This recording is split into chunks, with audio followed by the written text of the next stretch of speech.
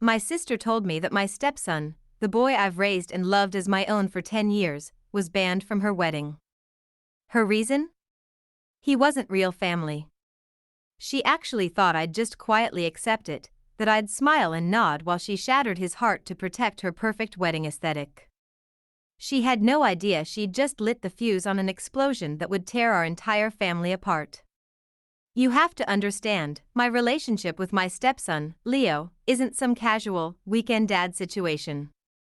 I met his father, Mark, when Leo was just a shy 4-year-old hiding behind his dad's legs. I fell in love with both of them.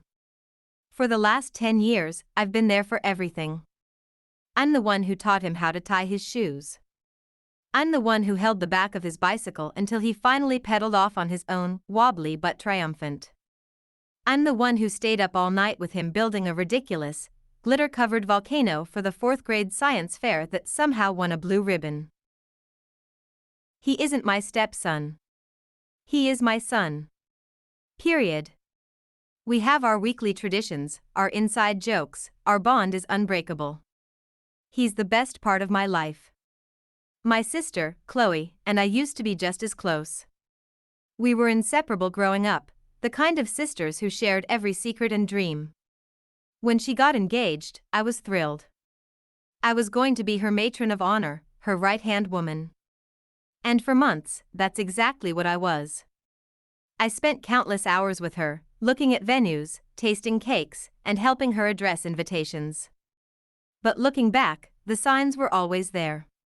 Little things that I brushed off to keep the peace. My side of the family, especially Chloe and my mother, always held Leo at arm's length. It was subtle, but it was there. They'd call him Mark's son in the same conversation where they called my cousin's kids our nieces and nephews. One Christmas, a gift tag from my mother read to Mark, Sarah, and the boy. Not Leo. Just the boy. I confronted her, and she claimed it was just a memory slip, but it stung. The worst was at a family reunion 2 years ago. They hired a photographer for a big group picture of my parents and all their blood grandchildren. Leo was gently but firmly pushed to the side. I started to protest, but my mom just said, "Oh, honey, let's just get one of the originals first." They never called him back for another photo. I should have seen it then, but I wanted to believe it was just thoughtlessness, not malice. I was wrong. The official invitations arrived in a beautiful, cream-colored envelope. I opened it, excited for the beautiful day to come. And there it was, printed in gold script, Mr. and Mrs. Mark and Sarah, last name. My heart just sank. Leo's name was gone. He's 14, more than old enough to be named on a family invitation. I told myself it had to be a mistake. A simple oversight. I picked up the phone to call Chloe, already planning to laugh it off. "You forgot my favorite guy," I was going to say. But the second she answered, I knew. It was no mistake. Her voice was tight and defensive. "Hey. Got the invite, it's gorgeous." "Looks like the printer forgot Leo's name, though," I said, trying to sound breezy. There was a long, heavy pause on the other end. "Oh," she finally said. "That wasn't a mistake." I felt this cold dread wash over me. "What do you mean, it wasn't a mistake? Why wouldn't Leo be invited to his aunt's wedding?" "It's just for, family," she said, her voice dropping like it was some big secret. "Close family. It's not personal, Sarah, it's a very intimate ceremony." The excuse was so flimsy it took my breath away. "Chloe, Leo is my close family. He's my son." And that's when she said the words that changed everything. "Look," she sighed, her voice dripping with fake patience. "He's a great kid, really. But he's not blood." My fiancé's family is very traditional, and we want the family photos to be of the actual family. It would just be confusing for people. Confusing. She was worried that the boy I'd raised for a decade would be confusing. I saw red. All the years of quiet digs and subtle exclusions just crashed together in one painful moment. This wasn't an oversight, it was a choice. Leo was not one of them. Are you even listening to yourself?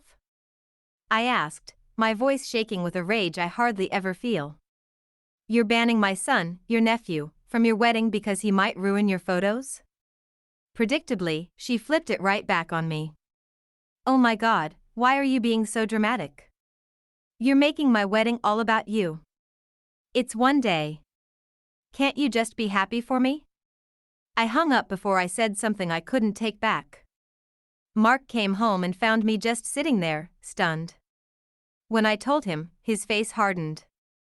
He was furious, not just for Leo, but for me. He saw the pattern I had tried so hard to ignore.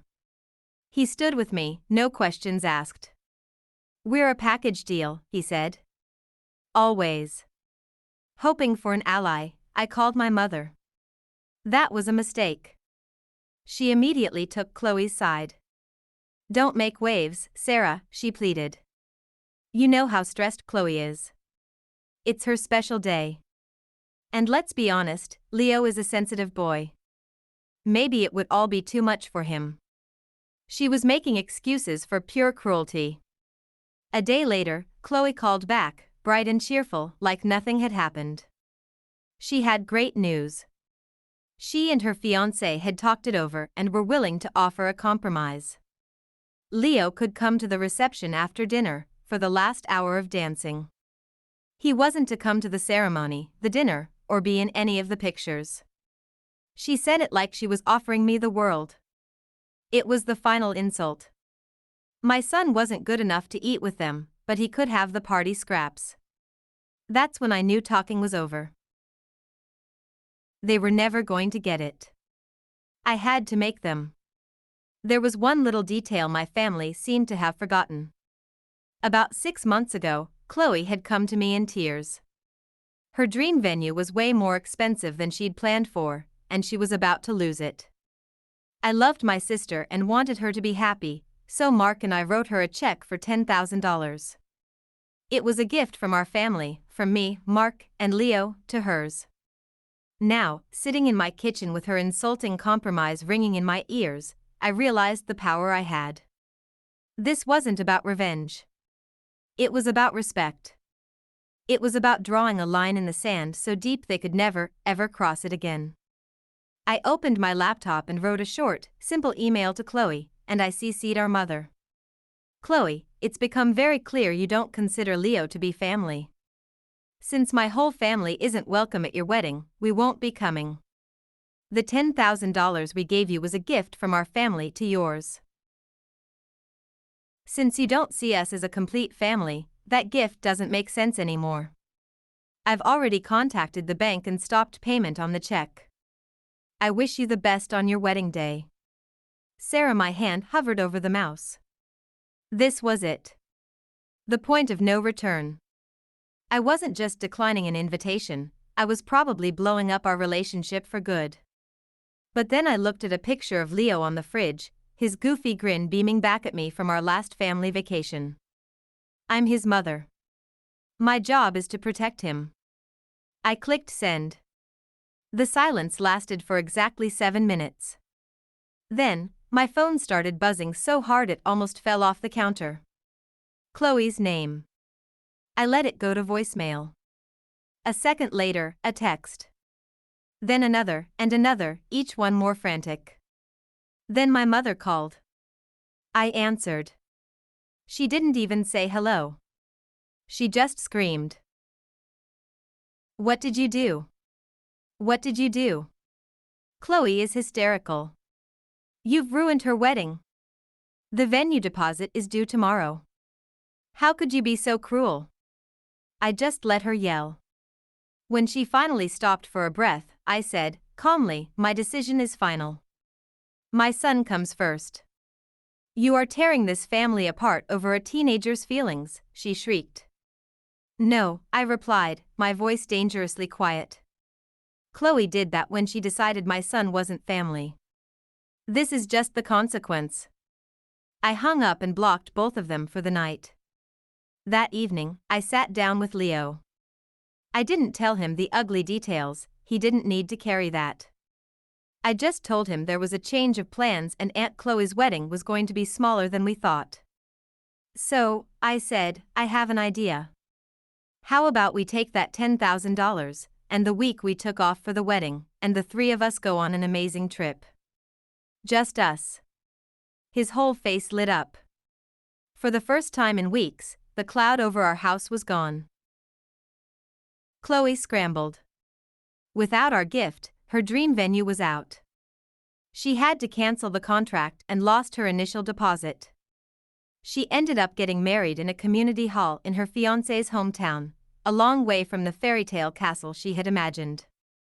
After a few of my cousins and aunts heard the full story, not the wild version Chloe was telling, they quietly decided not to go either. From what I heard, the wedding was a small, tense day. My absence, and the reason for it, was the elephant in the room. The perfect family photos she cared so much about were missing me, her only sister, and my family.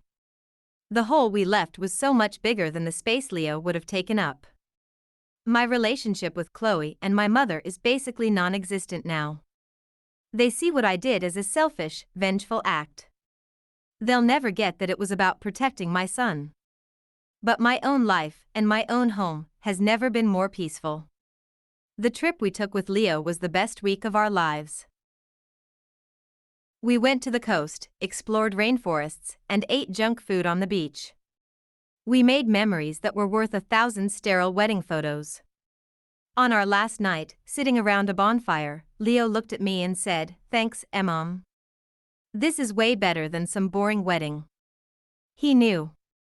He didn't know the details, but he knew he was chosen. He knew he was loved more than anything else. In the end, I didn't want to ruin anything. I just set a boundary. I held up a mirror to my family and made them look at their own prejudice. I lost a sister that day, but I solidified my family. My real one. The one built on love, not just blood. And I have absolutely no regrets. So, I have to ask, was I wrong to pull the money, or was it the only language my family would understand? Let me know what you would have done in the comments. I read all of them.